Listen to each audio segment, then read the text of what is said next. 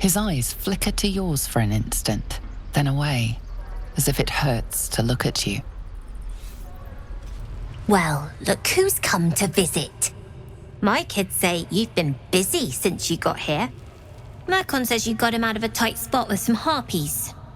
Gotta say, I'm impressed. You saved Arabella from the Druids. Don't know what those bastards would have done. And thanks for going easy on Sylphie. Not many Marks would have done the same.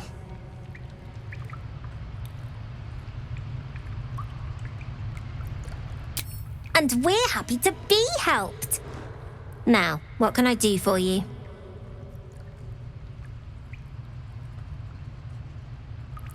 We're saving up for a better hideout when we get to Baldur's Gate. Why? You planning on telling me stealing is wrong?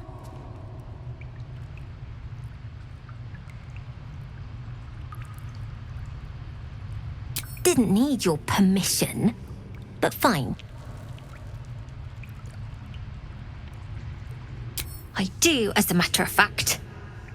Revenge. You saw what those bastards that run the place were doing to Arabella, scaring the precious mite. I want to steal that big, shiny idol they're all chanting at.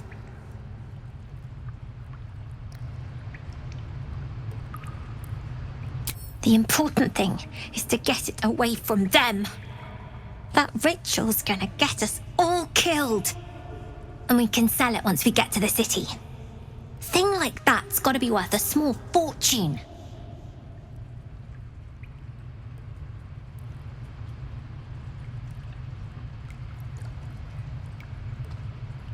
Figures. Don't think you've got the stones for the job anyhow. Anything else? You've been a friend to us. Come back anytime. You don't look so tough. Mole fought off a hobgoblin all by herself. Oh. Hello again. Mole's in charge here, not me. Hey. Listen. I'm not saying I didn't have the whole amulet situation under control, but I didn't think I'd get to keep the damn thing. So, thanks. Thanks a lot. You came! I have... Here. Mole said I should thank you properly for the harpies. So I wrote you a story.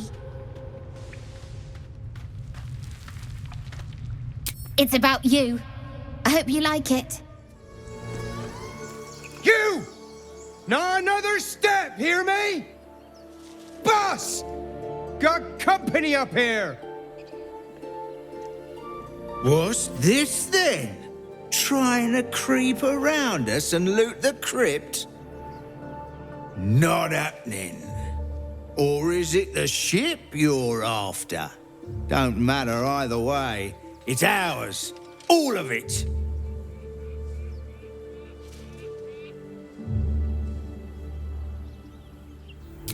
Well, in that case, come on, you lot. No point in getting killed. Second worm gets the cheese and all. Second mouse gets the cheese, no? Nobody's getting any damn cheese. Now move it. Thank you, Gibblebuck. Everything all right out there?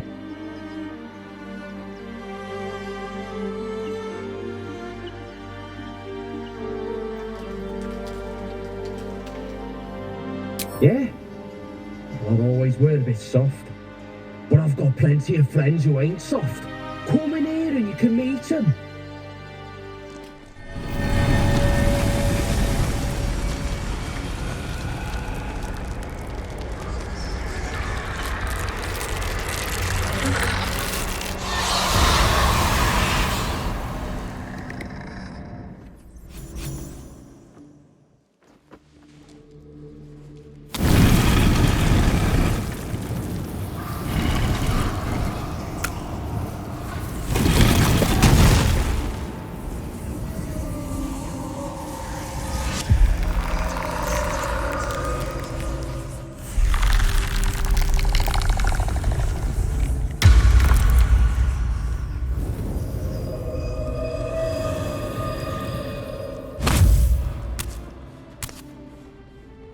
So he has spoken, and so thou standest before me. Right, as always. What a curious way to awaken. Now, I have a question for thee.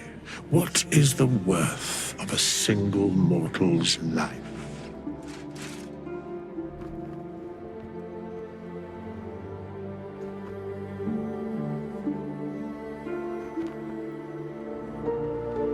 An arbiter of certain matters.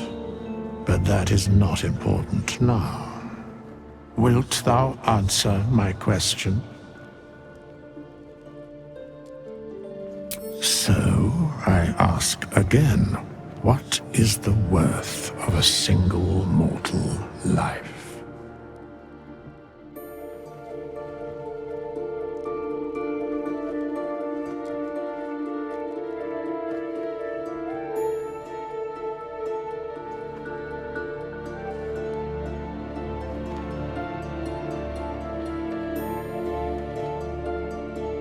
I am sure thou believest as such. Very well. I am satisfied. We have met, and I know thy face. We will see each other again at the proper time and place. Farewell. This book is far lighter than it should be with such a massive lock.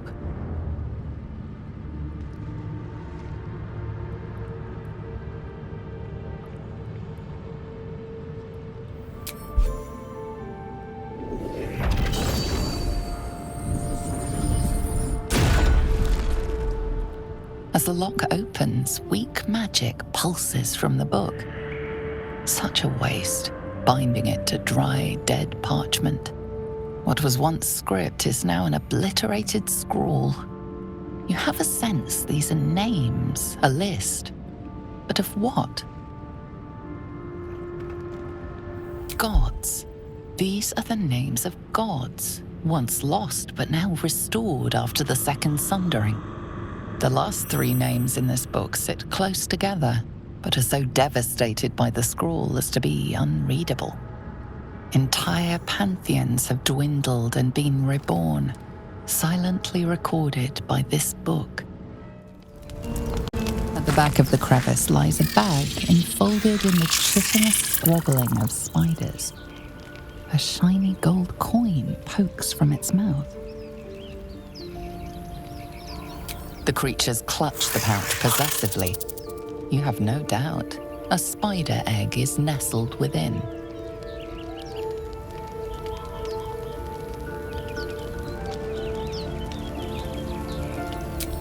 The spiders scatter, and you stash the bag. Something clinks among the coins. You should leave it, or even destroy it if possible. This rubbish is an offering to Seluna. At best, it's worthless. At worst, who knows, could be cursed. Do not trifle with that moon witch, or her trinkets. Only trouble will follow.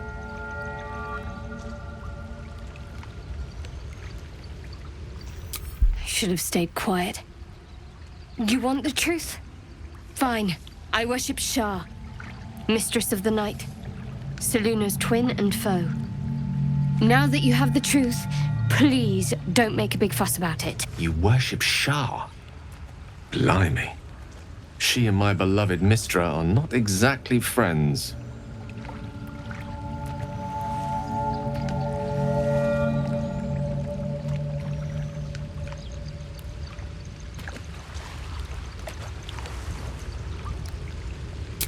Forever, ideally. And you assume too much about what I can and cannot tell. Secrecy is everything for Shah's children. It is our code, our creed, our shield. I even keep secrets from myself. I had my memories suppressed, so that nothing I know could be used against the Dark Lady. Once I prove myself, my memories will be restored. I'm not sorry I kept this from you. Not one bit. Though, perhaps that might change, if you can show an open mind.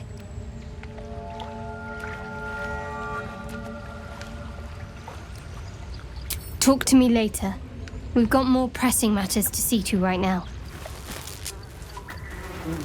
You feel the quake of its heavy footsteps before you see it.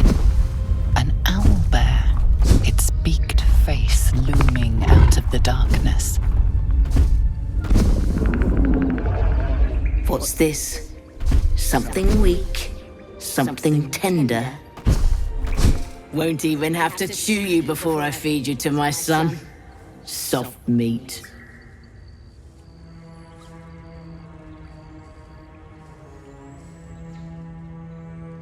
It's a splinter. I've gutted bigger threats than you with worse.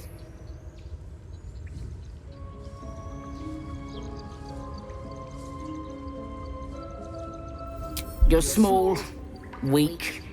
Killing you would be a waste of time. You can go, but you make one wrong step and I'll rip you to shreds.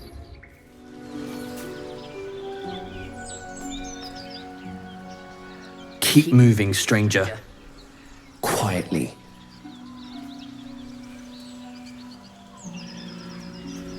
I told you to go. You see a name etched into the leather. Scratch.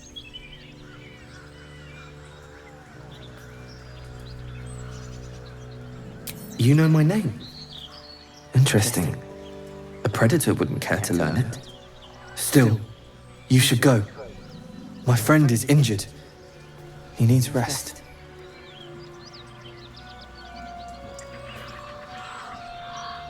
Of course he will. And then we'll return home.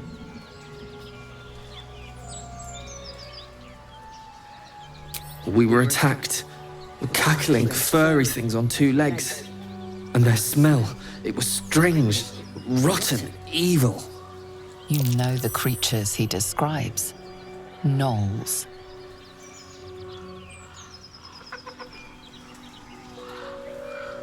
No, I won't leave him.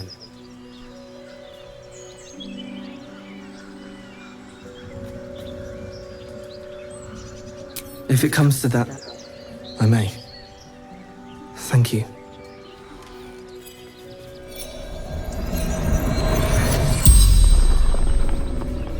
The corpse regards you lifelessly.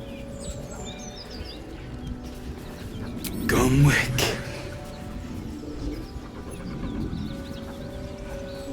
Runner. Fleetfoot. Courier Company.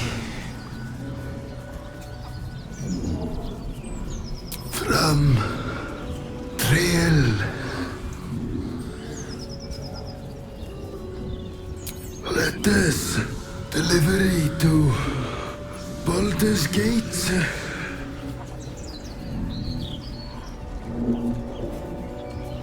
In Bank. Standard. Issue.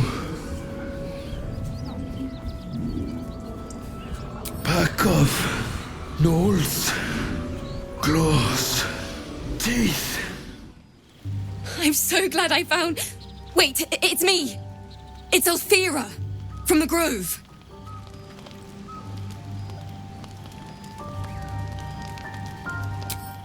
I'm sorry for barging in like this, but I had to come find you. You've... well, inspired me.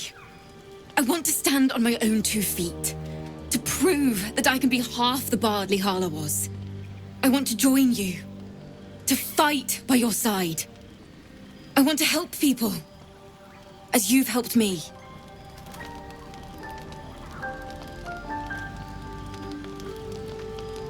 I've been running since El Turel. And when we finally arrived at the Grove, we found danger there too.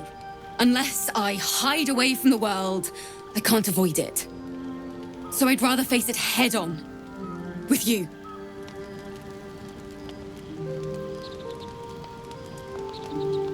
Really?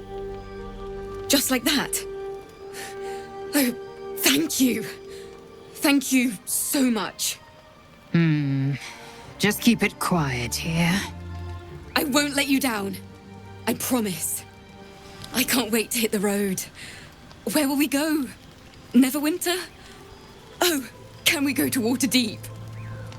Sorry, I'm getting ahead of myself. Let's take it one note at a time, as my teacher would say. We meet again, as predicted. I shall be here in thy camp for whenever thou hast need of my services.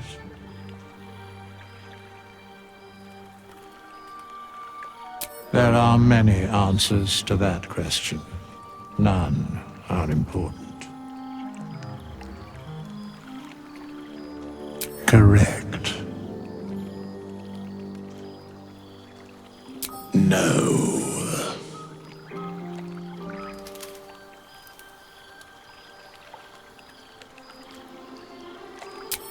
Beyond mortal realms, there doth exist an amalgamation of spirits akin to thine own, ensnared by the treacherous cult of the Absolute, felled in its name. They bear great discontentment with their destiny. For a mere pittance of coin, I might summon the worthiest among them to lend aid to thy undertaking.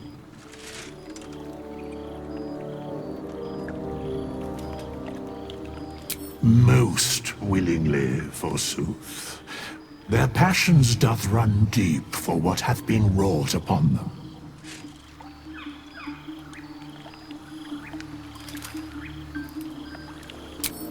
Suspicion always haunts the guilty mind. My services are all that I can proffer thee. What thou wilt do with them is for thee to undertake.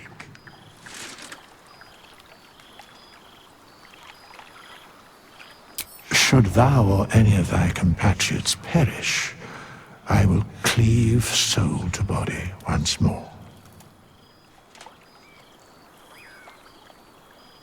Because it is my calling, there is little else to explain.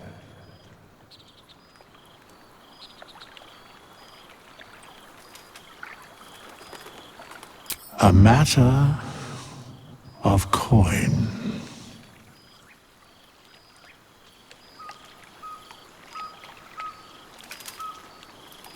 Then I shall wait here patiently until it is acquired.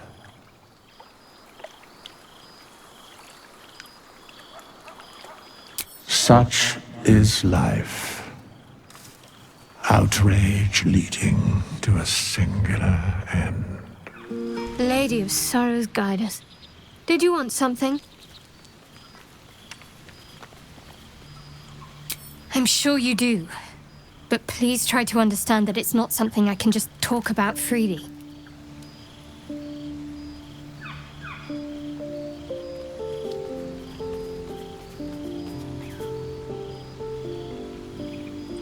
Very well. Perhaps there's potential in you.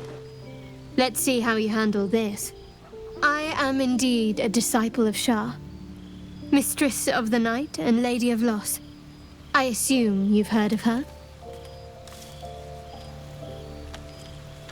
My Lady Shah is the Night Singer, the patron of darkness and loss.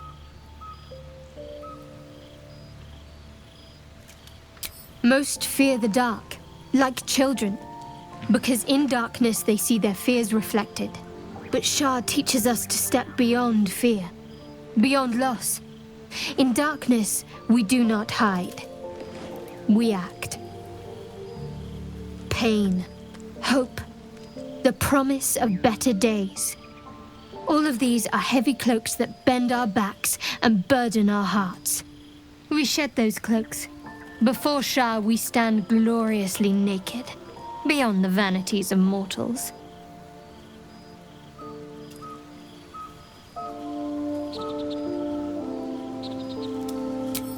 We tear down the lies the world is drunk on, the the institutions they trust, the so-called gods they worship, the lives they cling to.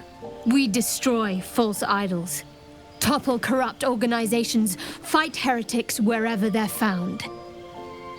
There's often suffering, death even. Many people break before they embrace Shah's truths.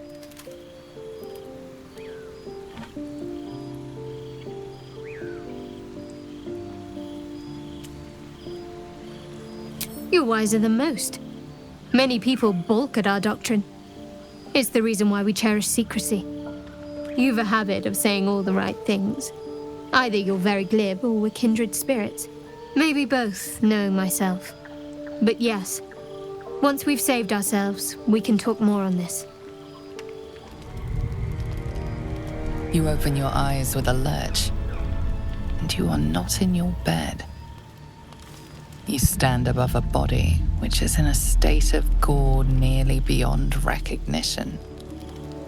The body of that brave girl who earnestly swore to devote her life to your cause. Her blood covers you, and its warmth feels like the embrace of an old friend. You recall nothing of how you ended up here, but your head pounds and aches.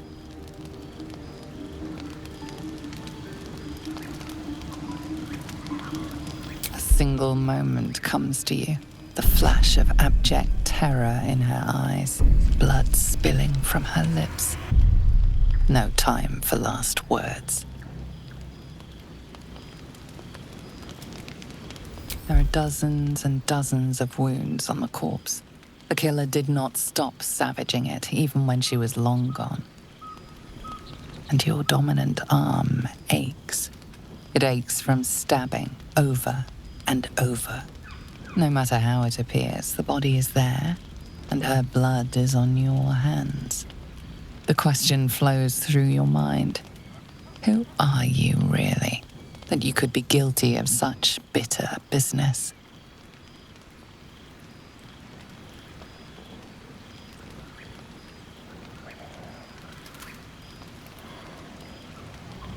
Something wicked must have woken you.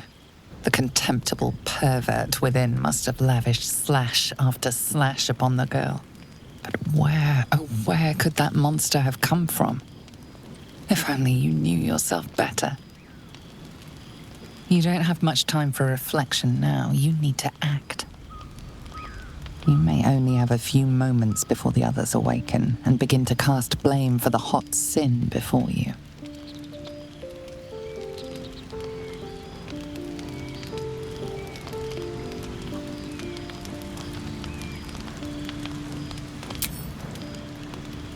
Your misdeed is bright and clear as the dawning day.